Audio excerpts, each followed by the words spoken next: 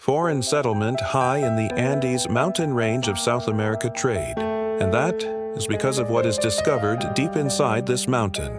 Purest silver the world has ever seen it is 1581, and a buyer appears for this silver. 11,000 miles away, the Emperor of China, the most powerful man on earth, has decided that his people must now pay their tax in silver. This sparks a huge demand for silver in China to the point where silver was worth more than gold. This series explores how the world is transformed when the King of Spain, his silver, meets the tax demands of the Emperor of China.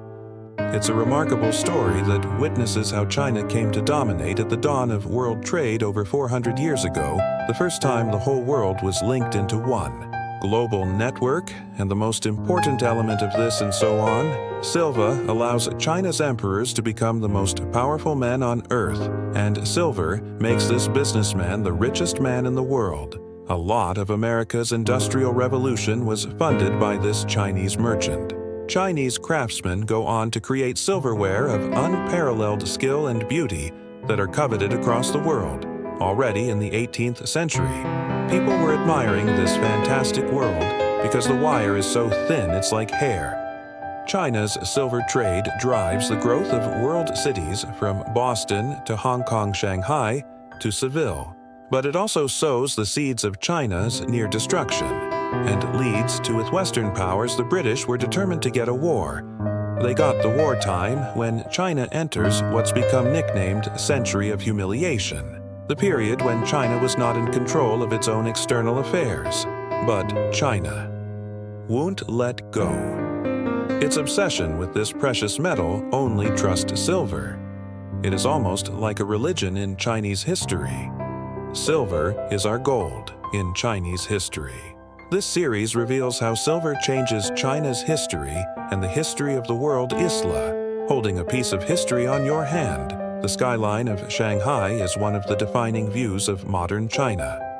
It is testament to the last 40 years in which China has undergone a meteoric rise to become the second largest economy on the planet. Soon, it will be number one, but to have China at the very center of world trade is nothing new. 250 years ago, in the 18th century, China is the greatest economic and cultural empire in the world. Ruled over by one of its most celebrated emperors, Chen Lu displayed his Welsh. He built palaces, 10 laws, no doubt fully convinced he was one of the wealthiest men living on earth at his time. China occupies this position of dominance in global trade because all the world loves China's porcelain and silks, and it pays handsomely for these luxury goods in the only commodity that China wants: silver. China has been deeply dependent on silver ever since the 16th century, when the emperor decides to tax his people in silver. But China has little silver of its own, so must import it. This appears to be the perfect combination of supply and demand for particularly at the end of the 18th century, because of a unique commodity China controls, and one that the rest of the world demands. Above all else, China had tea. Nowhere else in the world, as it was known. At the time, produced tea takes hold quite rapidly. It's an addictive drug. Britain imports more tea from China than any other European country. 80% of all tea exports from the port of Canton are shipped to Britain, and the right to import all this tea is held by one remarkable organization, the British East India Company. They were much more than the name suggests, not just a company, but actually a whole semi-governmental organization. In their own right, by the end of the 18th century, the East India Company boasts a private army of almost 90,000 men, as well as a fleet of heavily gunned warships that has taken control over a large part of India, at the expense of the Mughal emperors. But despite the colossal business in tea, there is a big problem at the heart of all Britain, is trade with China. British merchants needed to try and find goods which would sell. They had cottons, they had walls. They tried everything they could, but it was very difficult to find a good which would significantly take in a Chinese market. The demand for tea is so great that the British have no choice but to comply with China silver was being essentially bleached, leaked out of the coffers of the East India Company as it sought to find products that it could trade successfully with China. so the advantage was essentially with China. At that stage, the East India Company convinces the British government to act in 1792. Britain launches an enormous trade. Mission to China, it's a massive undertaking. At its head is the statesman and diplomat Lord George Macartney. Macartney is expected to hammer out better terms of trade with the most powerful nation on earth. The British Library holds the letter from the Home Secretary that spells out the main problem Macartney has to solve. You should fairly state, after repeating the general assurances of His Majesty, his friendly and pacific inclinations towards the Emperor, and his mutual benefits to be derived from a trade between the two nations, in the course of which we receive, besides other articles, to the amount of 20 million of pounds weight of a Chinese herb. So, instead of paying for all this tea with silver bullion, the British must persuade Emperor Chen Lung to buy British goods in return. British ambitions extend way beyond increased sales. Macartney is told he must convince the Emperor to provide the British with a trading base, a piece of China itself. We wish to obtain a grunt of a small tract of ground or detached islands. We desire neither fortification nor defense, but only the protection of the Chinese government for our merchants and/or their agents in trading or traveling through the country. They were quite optimistic when they sent this embassy off that they might achieve something of the sort. There is a good reason for British optimism. It is the first nation in the world to industrialize, and as a result, its military and economic power is growing.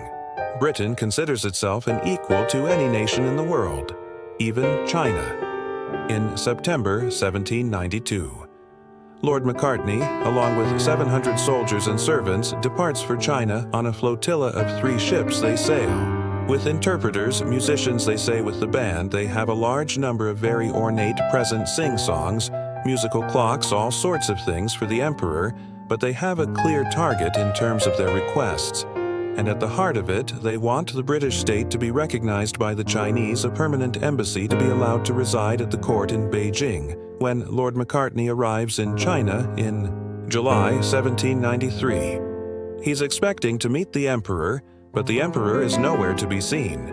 At the Forbidden City has moved his court 200 miles north, beyond China's Great Wall, to his summer residence at Chengdu. After almost a year since he set sail from England, Macartney still must wait before being allowed to meet with the most powerful man on earth.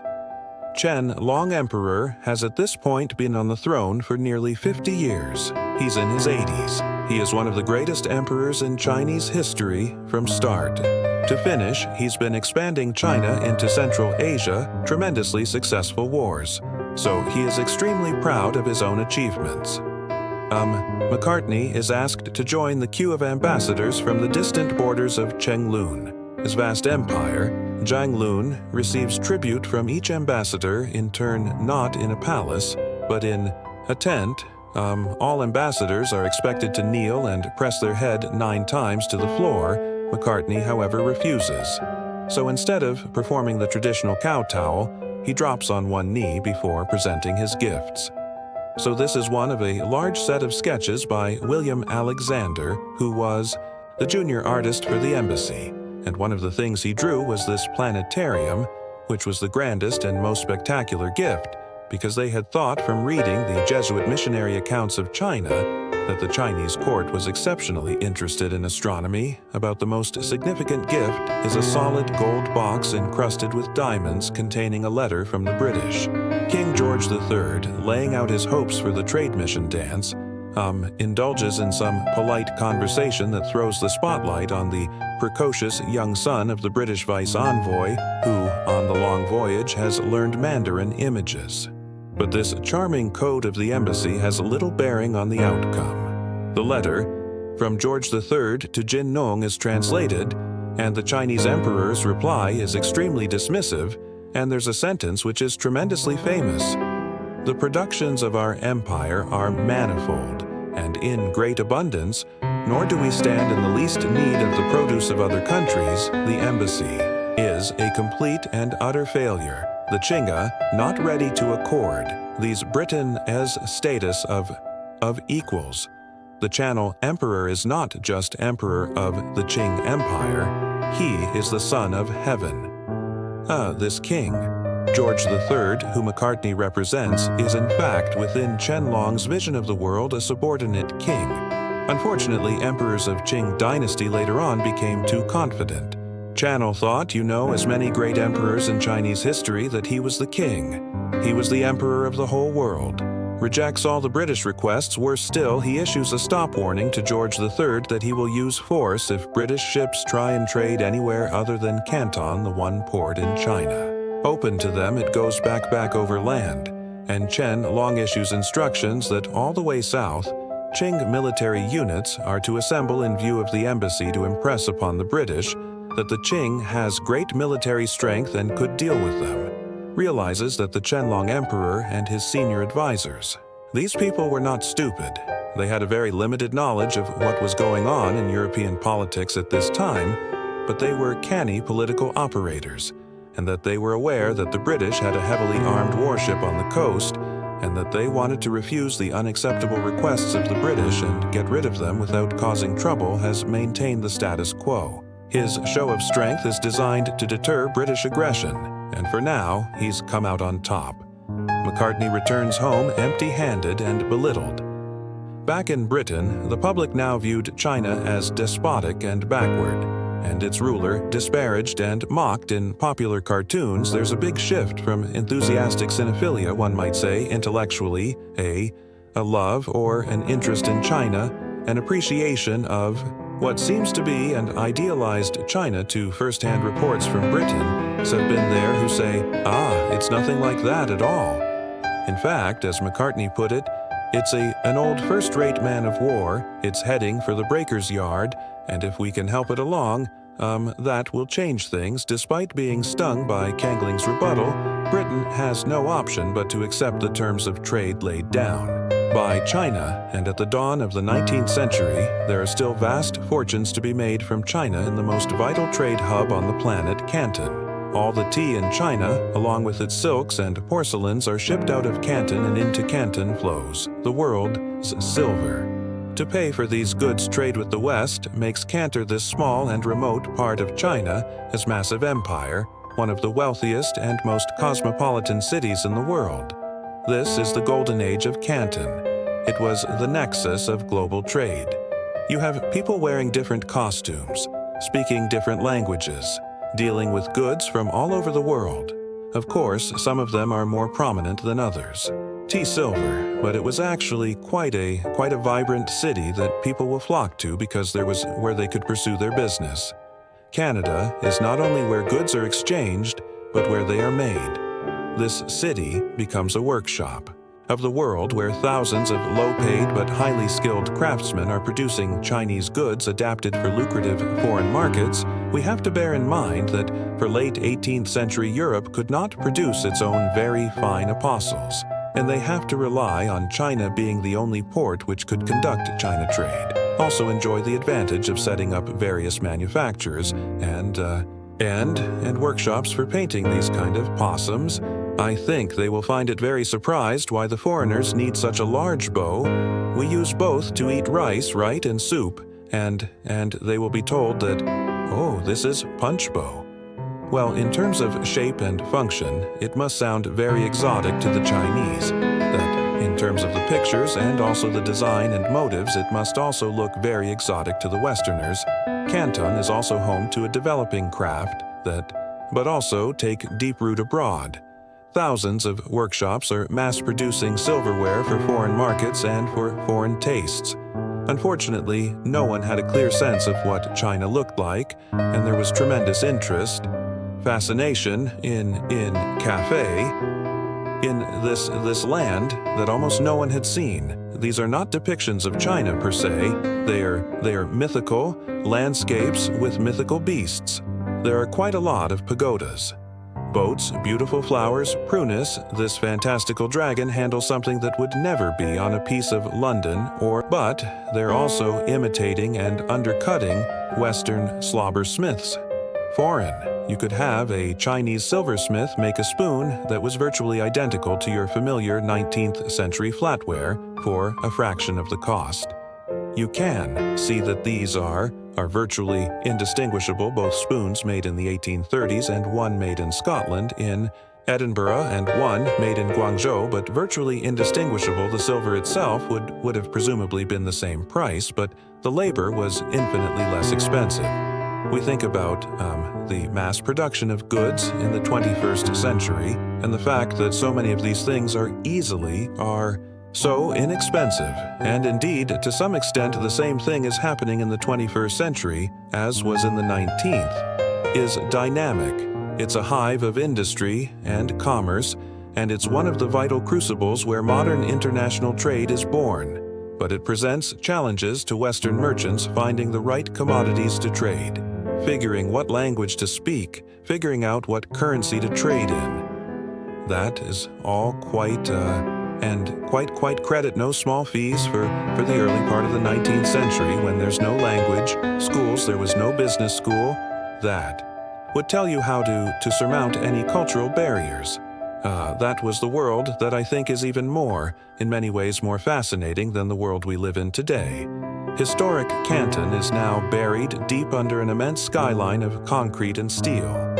In the heart of London, this gallery has a series of remarkable paintings that capture how strictly controlled life was in Canton for Western merchants.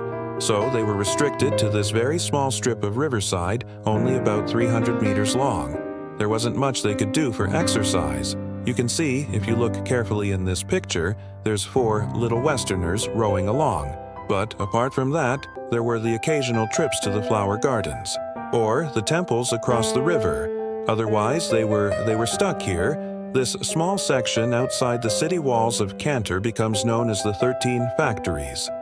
The buildings don't look particularly Chinese because the Westerners were allowed to adapt. Certainly the facades and to some extent the interiors to suit themselves. You'll look at the garden on the right-hand side in front of the British factory. And the Cantonese authorities were very suspicious of this garden because it suggested to them that the British were here to stay. A garden means a settlement, possibly the first step towards a colony. So there was a lot of aggravation over that. There are also heavy restrictions on the social life of the merchants they are forbidden to learn. Chinese discouraged from mixing with Chinese people, and all women, even wives, are banned.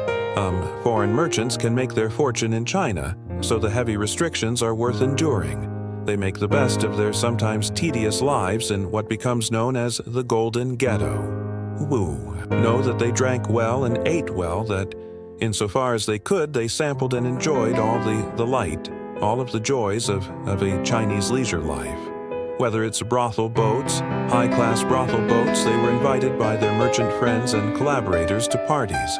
So, in one sense, the merchants had very little to complain about writing of his time in Canton in the 1830s. An American diplomat, Gideon Nye, describes a party that includes one of Canton's most prominent British merchants. Then was seen what had never been seen at Canton before: Mr. Jordan himself and Mr. Wetmore attempting a waltz to a simple Negro melody. But by far the most serious restriction is the emperor's ruling that these foreign merchants in Cantor must conduct their business through a small select group of powerful Chinese merchants known as the with this amazing task of handling the entire international trade of the Chinese Empire. Well, of those 10 or 12 merchants really, one separated himself from all the others. This merchant is one of the most remarkable men in Chinese history, born in the same year. As Napoleon Bonaparte and the Duke of Wellington, this Chinese merchant prospers during a time of great global change and increasing trade to become, it said, the richest man in the world. His name is Hokwa, small frame. This is a guy who doesn't look as rich as he really was. He was an enterprising and daring business person at the port of Canton. In the early part of the 19th century, when you have linguistic barriers, he maneuvered the turbulent waters of global finance and global trade in a very careful yet bold manner, establishes himself from selling vast quantities of tea to the British, allowing him to a massive fortune in silver that will be valued at more than $1 billion today, said to be greater than the Rothschild family in Europe at that time. Well, how did Air Massachusetts a huge fortune? There was through years of business primarily with the East India Company, because the return profit was just enormous and it was reliable, It was annual. Where did the silver go? Well, Haokwa had, of course, his vault where he would hold his silver. There's a funny story that during the 1822 fire, as Canton burned down, witnesses identified rivers of silver flowing out of these vaults as all the silver was melting into liquid. So instead of letting his money sit idle in a vault, starts lending money, 10 million pounds, to the British East India Company and then to his fellow Canton merchants. He didn't feel secure with all his silver. Sitting in a vault in Canton, he was afraid that at any time, an avaricious official might find a way to take it from him, so he wished to invest his money elsewhere to keep it safe. He made money with money. So, not only was he a success story in the international trade of tea, he was also an instrumental player in the global business of finance as well. Haokwa is also a businessman, blessed with foresight. He is aware of the pitfalls of relying too heavily on his one major client, the East India Company. He sees golden opportunity in partnering with merchants from a country that is about to embark on a remarkable rise to power. America well, he looked at the American partners as a way for him to get into the global network. Beyond his connections with the British, and a recently independent America is equally keen to forge trade links with China. Here was a new country, the United States, which measured its length in years, contemplating the oldest country in the world that had multiple dynasties and measured its duration in centuries, even millennia. And so when they journeyed to China, they understood that they were tapping into a vast economic powerhouse. This is Cape Cod, a wealthy and exclusive enclave on the east coast of America. And in this house, there's a portrait of Haokwa, which helps illustrate how some of America's greatest dynasties were founded on the back of a China trade.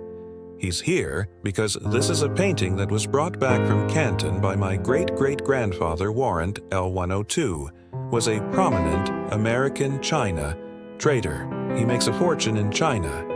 We don't really know the amount, but certainly it would have been at least 100,000 Spanish dollars, probably more. That's over $20 million in today's money, and it's the money that establishes one of the most significant families in American history.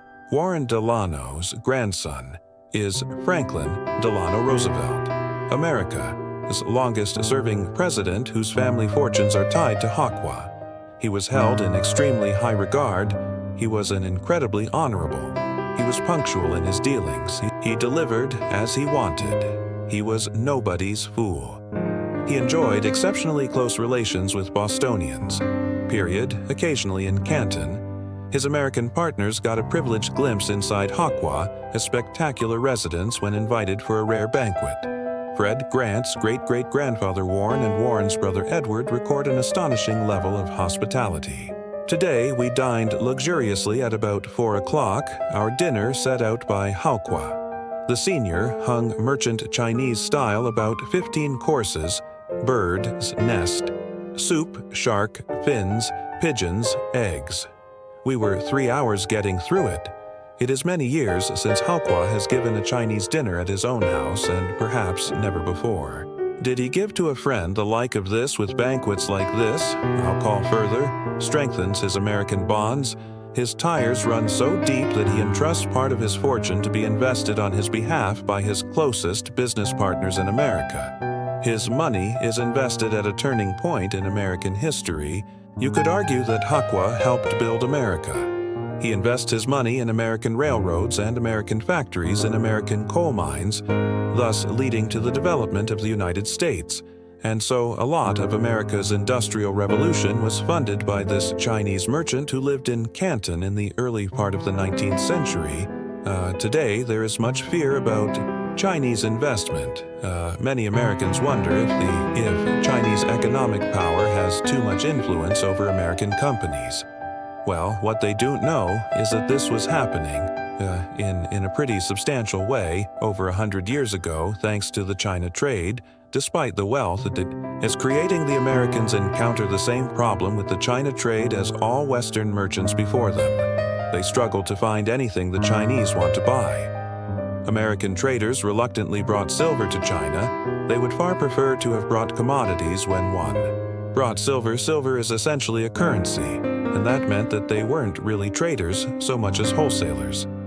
Initially, they tried ginseng. That was good for a season or two, Then efforts were made to bring furs from the Pacific Northwest that lasted a few more seasons, but what they found over time was that silver was the magic ingredient more than ever before.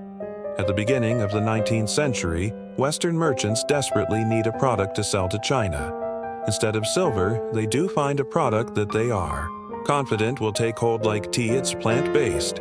But what Western merchants are preparing to flood the Chinese market with is a powerfully addictive and illegal drug, opium. It's a shocking decision then and now, and one that alters the history of the world. The opium trade has a profound impact on the Chinese economy, on the Chinese government, at China society, and Chinese individuals. It's a winner for foreign traders.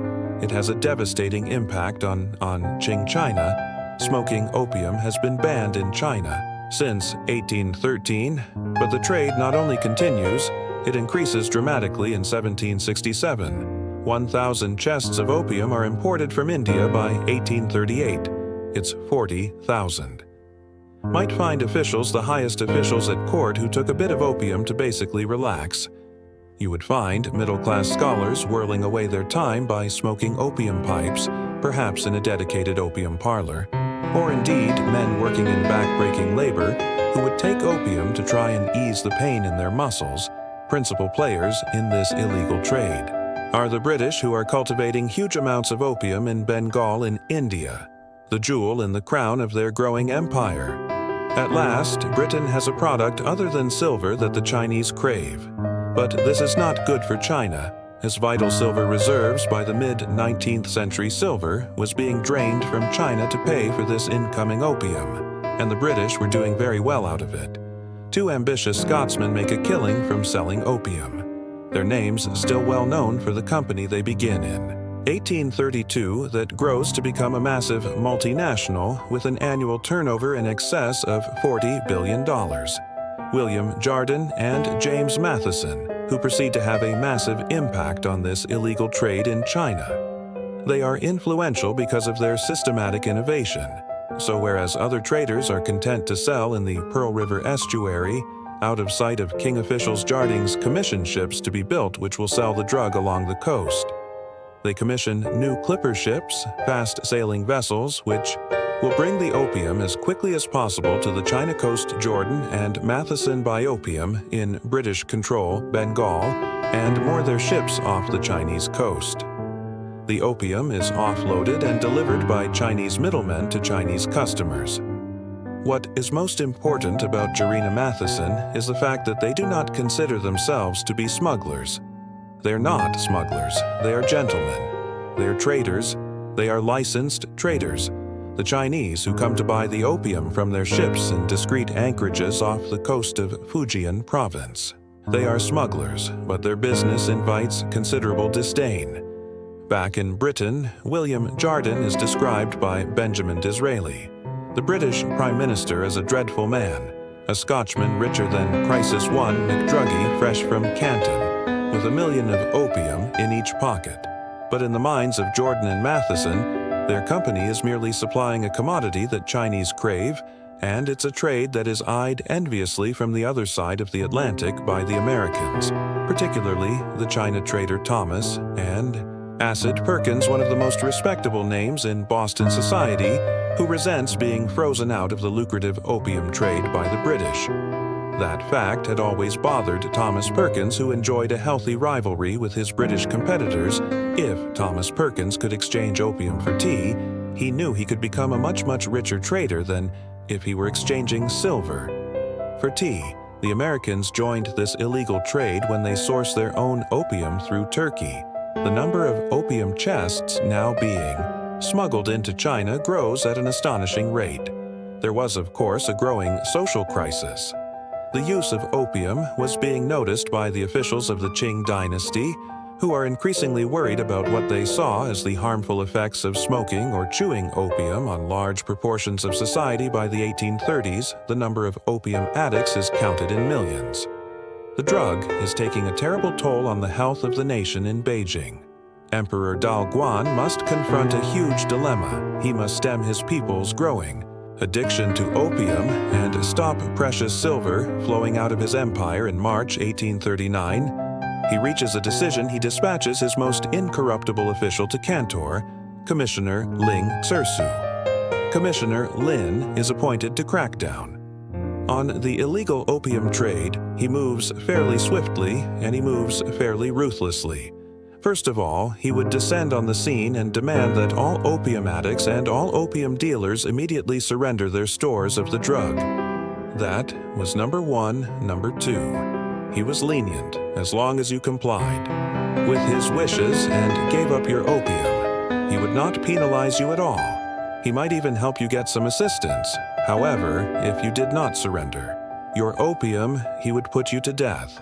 Commissioner Lin arrests over 1,500 Chinese dealers and confiscates 70,000 opium pipes. He then demands that the British surrender their chests of opium when they refuse. He blocks the Pearl River and confines all foreign merchants to their residences.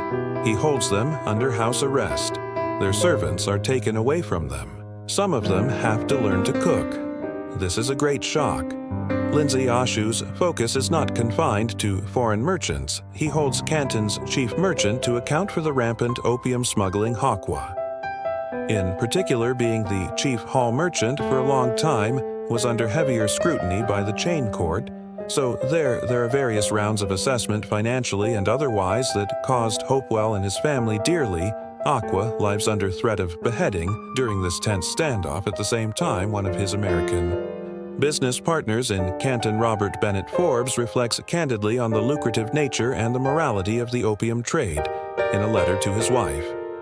The import of opium has gradually increased under the Cana sauce of the local authorities until the quantity has amounted to 50,000 chests worth nearly $15 million. It has generally sold readily for cash. Down $15 million is a great deal of money, and all at once the government determined to cut off this trade, which has been demoralizing the mines and destroying the bodies and draining the country of money. There has been no moral feeling of indignation connected with the business. I would mention that I made my first fortune by the same. To bring this impasse to an end and return to business, the British surrender their opium to Lingershoe. In March 1839, he orders their 20,000 chests of opium to be publicly destroyed. Foreign mixed with water and poured into the sea, millions and millions of pounds worth, and today, as money of this precious drug is flushed into the Pearl River, Shu was in a way a kind, humane man. He realized that vast amounts of narcotics were heading into the water system. He gave a little prayer for the fish in the aquatic life so that they could survive the sudden influx of drugs into their environment. Then followed up with a letter to Queen Victoria, basically admonishing her for allowing her traders to come to China and sell this particular drug. So long as you attempt the people of China to buy it, you will be showing yourselves careless of the lives of others, indifferent in your greed for gain to the harm you do to others. Your Majesty must never again allow such a poison to exist in heaven or on earth. And he had thought very much in the traditional Confucian way that, having been admonished, this foreign monarch would learn the error of her ways, and the opium traders from Britain would stop. It turned out that was not at all the case. Instead, after the destruction of their opium, the British demand compensation when it's refused. It's taken as an insult to the British state. Canton's two biggest opium traders, William Jardine and James Matheson, spearhead a furious response. They published pamphlets going around the country, speaking to people who could then lobby Parliament. There was a strong belief that a short, sharp shock would solve the China problem and force the Qing to accept the new reality of a world of British power and a world in which the British had to be taken seriously, treated with respect, and allowed to trade. The British Foreign Minister Lord Palmerston needs little persuasion. His rallying cry, "Let us give China a good thrashing and explain ourselves afterwards." They were determined to get a war. They got the war by June 1840. A British flotilla reaches the Pearl River. China is competent. It has all its defenses in place. It was a major operation to get the entire China coast ready for an attack, but they did not realize how fierce the attack would be. Foreign. But what China has not realized is that Britain in the early 19th century has transformed no longer the nation that had to kneel before the Chinese emperor to bear gifts. It has emerged triumphant from the Napoleonic Wars and now has imperial ambitions, despite Britain's population being 30 times smaller than China, as the British government can now raise the same amount of revenue each year as the Chinese emperor. First of all, it was fueled, literally, you might say, because of coal. By the new capacity of the Industrial Revolution, the gunboats that came off the coast of China were different from the old sorts of sailing vessels you might have had even 100 years earlier, along with the guns themselves. This was high level, very high. Precision technology. In other words, the British had taken a quantum leap in terms of the amount of violence they were able to inflict on those who ran up against them. The key battleship, the Nemesis, almost won the Opium War single-handed, could obviously travel. Against the wind, being steam-powered, could do all the things that the Chinese war junks couldn't do. It was really a technological mismatch as far as the Chinese were concerned. China's ports come under relentless attack. Its ships are hopelessly outgunned and outmaneuvered. The British enjoy as much of a technical advantage.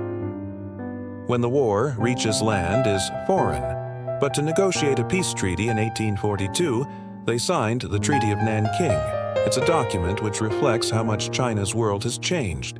The British copy is here in the National Archives in London, foreign. Tai, Her Majesty, the Queen of the United Kingdom of Great Britain and Ireland, and His Majesty the Emperor of China, being desirous of putting an end to the misunderstandings and consequent hostilities which have arisen between the two countries, have resolved to conclude a treaty for that purpose.